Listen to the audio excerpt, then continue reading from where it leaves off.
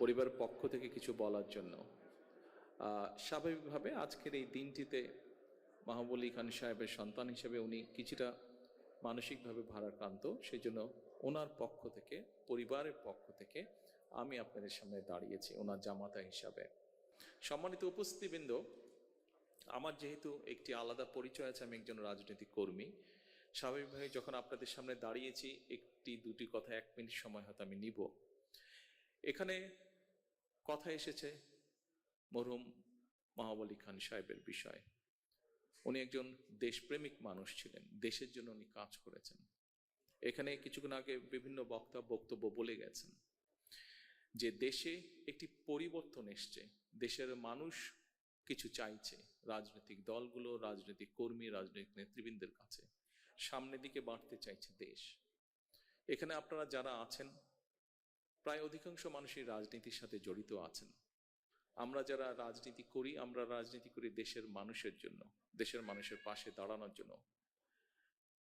আমি সকলকে অনুরোধ করব যে আসুন, আমাদের যেই সুযোগটি এসছে দেশের মানুষের পাশে দাঁড়ানোর জন্য, আমাদের যেই সুযোগটি এসছে দেশকে সামনে এগিয়ে নিয়ে যাবার জন্য, আমরা সেই সুযোগটিকে কাজে লাগাই। আমরা আমাদের কাঙ্ক্ষিত, শহীদদের কাঙ্ক্ষিত যে বাংলাদেশ, যে বাংলাদেশের জন্য তারা নিজের প্রাণকে উৎসর্গ করেছেন, সেই বাংলাদেশকে যাতে আমরা ধীরে ধীরে গড়ে তুলতে পারি।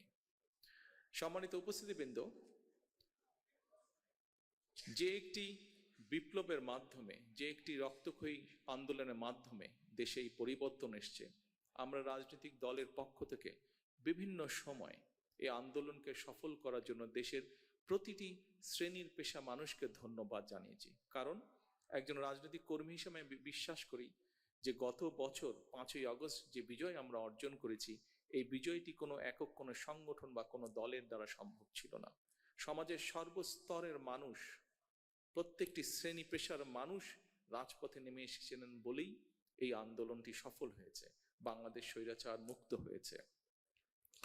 আমরা বিভিন্ন সময় দলের পক্ষ থেকে, আমি ব্যক্তিগতভাবে দলের পক্ষ থেকে আমরা দেশের প্রত্যেকটি শ্রেণী পেশার মানুষকে আমরা ধন্যবাদ জানিয়েছি। আমি প্রায় 17 বছর প্রবাসে আছি। আপনারা যারা প্রবাসী আছেন, শুধু ইউকেতে না, পৃথিবীর বিভিন্ন দেশে যারা আছেন, প্রবাসে যারা আছেন, আপনাদেরই একটি অংশ হিসাবে আমি প্রবাসে 17 বছর ধরে আছি। আমরা একটি গোষ্ঠী যাদেরকে আমরা হয়তো ধন্যবাদ জানিয়েছি, কিন্তু কম জানিয়েছি আন্দোলনকে সফল করার জন্য যাদের অবদান ছিল।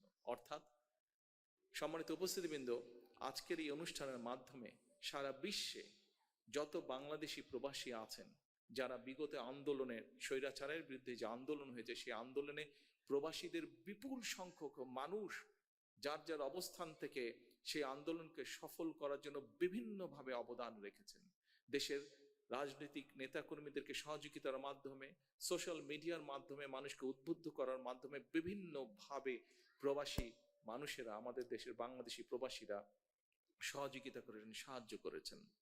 আমি আজকে এই অনুষ্ঠানের মাধ্যমে পৃথিবীর যে সকল জায়গায়, যে প্রান্তে, যে সকল প্রান্তে যেই বাংলাদেশি আছেন, প্রত্যেকটি বাংলাদেশিকে, প্রত্যেকটি প্রবাসীকে, যারা এই আন্দোলনে আমাদেরকে সহযোগিতা করেছেন, যারা এই আন্দোলনে আমাদেরকে উদ্বুদ্ধ করেছেন, বিএনপি সহ সকল গণতান্ত্রিক রাজনৈতিক দলের নেতৃবৃন্দ, কর্মীদেরকে উদ্বুদ্ধ করেছেন, সহযোগিতা করেছেন, সাহায্য করেছেন বিভিন্নভাবে যার যার অবস্থান থেকে, প্রত্যেকটি মানুষকে আমি আন্তরিকভাবে ধন্যবাদ জানাতে চাই।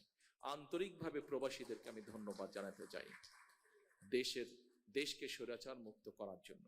প্রবাসীদের কাছে আমি আহ্বান জানাবো, আপনারা যেভাবে দেশকে গড়ে তুলতে সাহায্য করেছেন অতীতে, ইনশাল্লাহ আগামী দিনে গণতান্ত্রিক যে সরকার আসবে, সেই সরকারকে